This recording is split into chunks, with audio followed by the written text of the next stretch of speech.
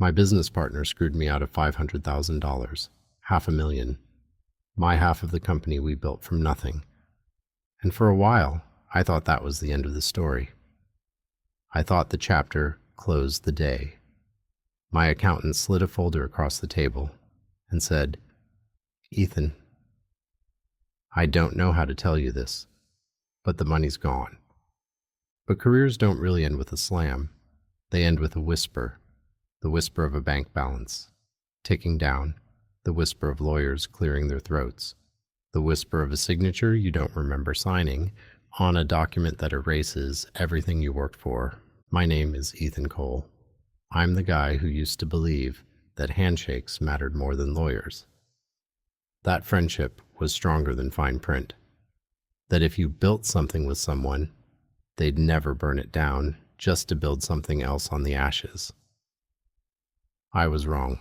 This is the story of how my best friend and business partner stole $500,000 from me, and how a single line on a bank statement led me to a secret offshore account that turned the entire game upside down. This is the story of what happens when you trust the wrong person with the right idea, and it starts with the day he taught me the most expensive lesson of my life. Sign here, it's just a tax thing. 7 years ago, I was 29 and stupidly optimistic.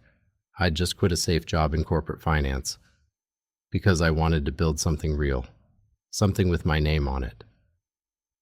Alex Rivera was already that guy in our circle, charismatic, funny, the kind of person who could walk into a room and walk out with 3 investors, 2 new friends, and a free drink. He was everything I wasn't: loud, effortless, magnetic. We'd gone to college together. I had the spreadsheets. He had the sales pitch. At every reunion, someone would say, "You two should start something. Ethan does the numbers. Alex does the talking.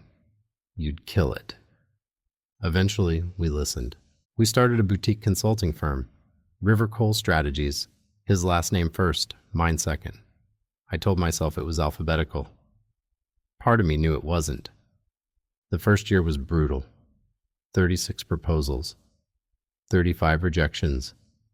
We worked out of a tiny shared office above a nail salon. The air always smelled like acetone and desperation. But year two changed everything. We landed a mid-sized logistics client, then another, then a chain of regional retailers. Our pitch was simple. We'd find hidden inefficiencies, they'd keep most of the savings, and we'd take a cut.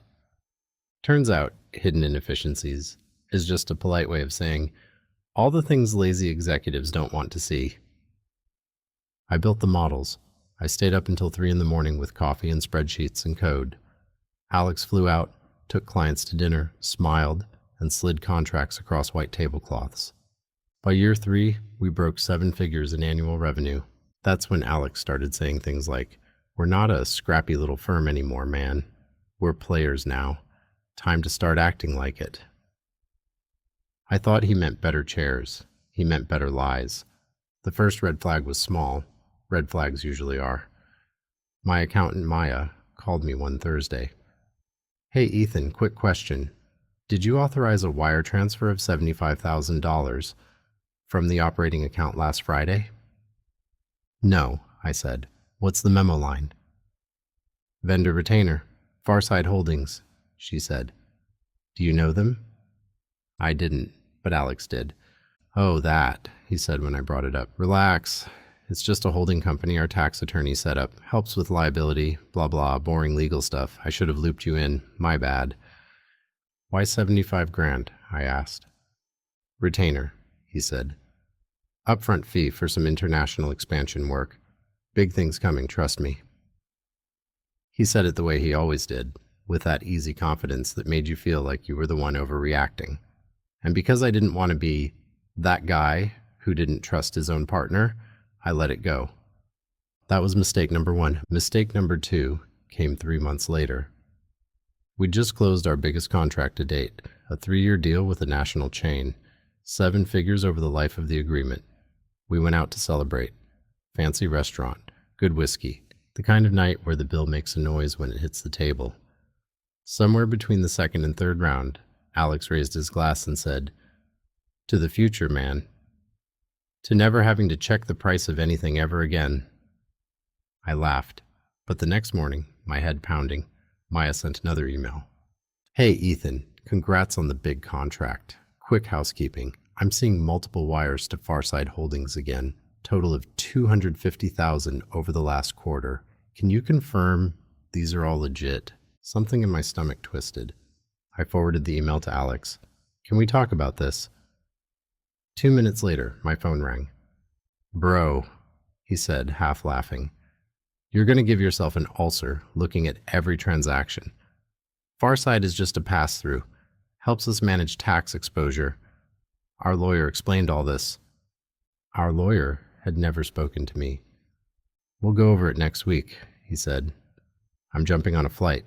Big prospect in Miami. Trust me, okay?" Trust me.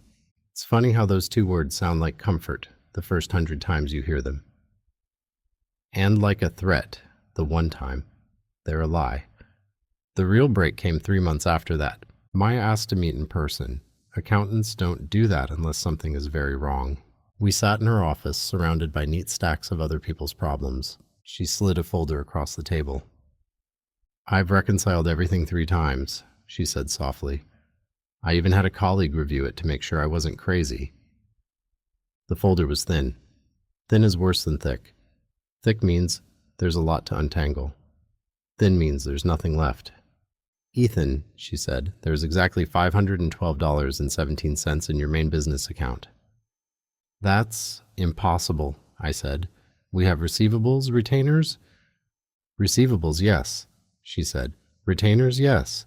But every time money comes in, within 24 hours, it's moved. Payroll, yes. Expenses, some. But there are multiple wires to Farside Holdings, and from Farside, it goes offshore." "Offshore where?" I asked, my voice sounding like it belonged to someone else. "Cayman Islands, Jersey, a place I had to Google twice because I thought it was fictional." "Ethan, over the last 8 months, approximately $500,000 that should be sitting between your accounts isn't." I stared at the numbers. Black and white, no emotions, no excuses. "Could this be a mistake?" I asked, even though I already knew the answer. She looked at me for a long moment. "If it is, it's the most consistent mistake I've ever seen." I drove to the office. Alex wasn't there. His calendar said client meetings. His phone went straight to voicemail. On his desk, face down, was a boarding pass stub. Destination, Nassau. That night in my apartment, I opened a beer, took 1 sip, and poured the rest down the sink. I needed my hands steady. I pulled up every bank statement, every invoice, every piece of paper with a number on it. And like I always do when something hurts too much, I started turning pain into math. The pattern was there once I made myself look at it. Money comes in. A percentage goes to Farside Holdings. Farside wires out in smaller chunks, disguised as vendor payments, consultant fees, miscellaneous services. All signed, all authorized by both partners, including me. That was the worst part. Hidden in the stack of just a tax thing documents Alex had shoved in front of me over the past year, right before meetings, right before flights, right before dinners, was a power of attorney giving him full control over disbursements on our joint accounts, and an indemnity clause that might as well have been written in disappearing ink. I wanted to throw up. Instead, I opened a new file on my laptop and titled it Project Undertow. Because this wasn't a wave I was going to ride. This was a current I was going to drag him under with. I thought about calling the police. I thought about suing. I thought about showing up where he was and breaking his nose. But all of those things had one problem. They would make this about revenge. And I wasn't interested in revenge. Not yet. I was interested in leverage. So I did the one thing Alex never expected me to do. I shut up. I told Maya to keep filing the returns like nothing had changed. I told our staff we were tightening cash flow in preparation for a big pivot. I told clients everything was fine. And then, late at night, when no one was watching, I learned everything I possibly could about forensic accounting and offshore banking. My old corporate job suddenly wasn't a waste of time. It was a loaded weapon I finally understood how to use. There's a saying in finance, money doesn't vanish, it moves, and every movement leaves a trail. Alex thought he was clever, using layers of shell companies and opaque jurisdictions. But the thing about people like him, people who confuse charm with intelligence, is that they always leave something behind. In his case, it was a mistake in timing. Every time he made a transfer from Farside to one of his offshore accounts, he logged into a specific secured email to confirm details with his advisor. The same secured email he once opened on a shared office computer and forgot to log out of. I didn't guess that. I watched it happen months earlier and filed it away in the same mental drawer where I kept the fact that he never knew my mother's birthday, but always knew when a client's daughter turned 16. Back then it felt like a minor irritation. Now it was a crack in the safe. One night, long after everyone left, I sat down at that shared computer. I moved the mouse, the screen blinked on, the email session had timed out long ago, but the browser's password manager hadn't. I clicked Forgot Password. The recovery prompt gave me a hint. First dog's name. I almost laughed. Alex had a big story about his childhood dog, Max. He told it at every client dinner. I typed MAX. The system asked for a backup code. I didn't have it. But I wasn't trying to break in. I was trying to see what else the browser remembered. So I opened the password manager. There they were, multiple logins, multiple banks, one pattern.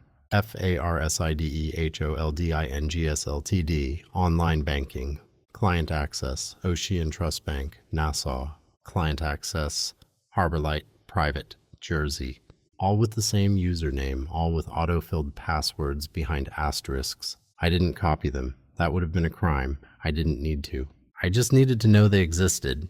And I needed a way to prove that the money sitting in those accounts was my money too. The law doesn't care about hurt feelings. It cares about documents. So I built a paper trail. I pulled every contract, every invoice, every consulting agreement. I mapped what should have been our profit share, based on our partnership agreement, against what actually hit our accounts. The gap was $507,312.40. I could have rounded it. I didn't. I wanted every cent, every insult. Every time he'd said, "Relax, man, I've got us." It took me 3 months. 3 months of pretending nothing was wrong. 3 months of nodding in meetings while he talked about our future. 3 months of answering staff questions about bonuses I knew we couldn't pay because he'd already spent them on beach houses and watches that needed their own bodyguards. By the time I was done, Project Undertow wasn't just a spreadsheet. It was a weapon. I took it to a lawyer who specialized in exactly this kind of quiet, ugly war. She went through it with a highlighter and a scalpel. When she finished, she looked up at me. "You know," she said, "most people come to me with a story. You came with evidence." "Can I win?" I asked. "Legally?" "Yes," she said. "Emotionally?" That's another question. Lawsuits take years. They cost money you technically don't have. And if he's already offshore, collecting will be fun. She paused. "There is another option," she added, "which is, don't go to war with him," she said. "Go to war with his money." The plan was simple, which is another word for terrifying. We'd use the one thing Alex valued more than the cash, his reputation. Because while he was stealing from me, he was also overpromising to his offshore banker. Long story short, he'd used our company's growth story, the one I'd actually built, as collateral for access to credit lines he didn't deserve. If those banks found out that entire story was built on fraud, they wouldn't just cut him off. They'd turn on him. Banks don't like being lied to. They have a very specific way of expressing that displeasure. It's called accelerated repayment. My lawyer drafted a letter. It didn't go to Alex. It went to Ocean Trust Bank and Harborlight Private. We laid out the pattern, the misappropriated funds, the breach of fiduciary duty, We included enough documentation to make it clear. The next letters, if needed, would go to regulators and law enforcement. We ended with one simple sentence. We expect to be made whole. And then we waited. 3 weeks later, Alex called me. Bro, he said like everything was fine. We need to talk. We met in a hotel bar, neutral ground. His tan was fresh, his eyes weren't. What did you do? He asked, skipping hello. I fixed an error, I said. It's what I do, remember? You went to the banks, he hissed. Do you have any idea what? Yes, I said. I have a very detailed idea what you did for the last 8 months, with my money, with our client's trust. He opened his mouth to spin something. I slid a folder across the table. Project Undertow, condensed version. I'm not here to listen to stories, I said. I'm here to give you a choice. His face went blank. You wire $500,000 into an escrow account my lawyer controls, I said quietly. You sign an agreement relinquishing your stake in River Coal. You walk away, no lawsuit, no police, no headlines. You get to keep your sunshine and your boat and your fake smile. And if I don't? He asked. The Notion Trust and Harbor Light get the rest of the file, I said. And after they're done with you, I hand everything to the DA and every client you ever looked in the eye and lied to. His jaw clenched. For once he had nothing to say. He stared at the folder, at me, at the exit. You wouldn't do that, he said finally. You're not like me. That's true, I said. I'm not stealing from friends. I'm enforcing a contract. The silence stretched. 72 hours, I said. After that, the choice disappears. 48 hours later, my lawyer called. Wire received, she said. Full amount, plus interest. Apparently his banker advised him to be cooperative. 3 months after that, I bought out the rest of his shares at a symbolic price and changed the company name. No more River Coal, just COLE Advisory. His name off the door, off the website, off the story. Which brings us to tonight. I'm in my office, lights off, city glowing outside the window. There's a frame check on the wall, the first retainer we ever earned together. It has both of our signatures.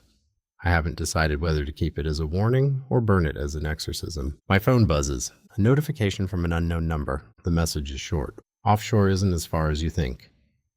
I stare at it. I thought I'd drowned him. I thought the undertow had done its job. But the thing about people like Alex is this. They don't learn the lesson you think you're teaching. They just learn how to hide deeper. And as I look out across the skyline, I realize something that makes my skin crawl and my pulse steady at the same time. I thought this was the end of the story. It was just the end of chapter 1. Because somewhere out there is another account with my name written on it in invisible ink. And I'm not done following the money. Not yet.